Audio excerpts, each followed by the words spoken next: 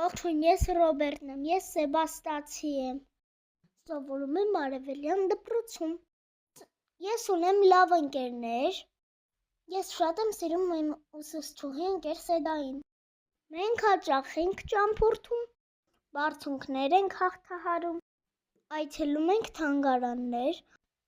թատրոն, եղել ենք ռոբոտաշինության դպրոցում։ Վերջին ճամփորդությունը եղել է Բուսաբանական այգին, որտեղ որ տեսել ենք շատ սկյուռիկներ, ամռանը ջրային խաղեր ենք խաղում, շախմատ ենք խաղում, կավագործություն ենք անում, լեգոներ ենք պատրաստում մեկ-մեկ։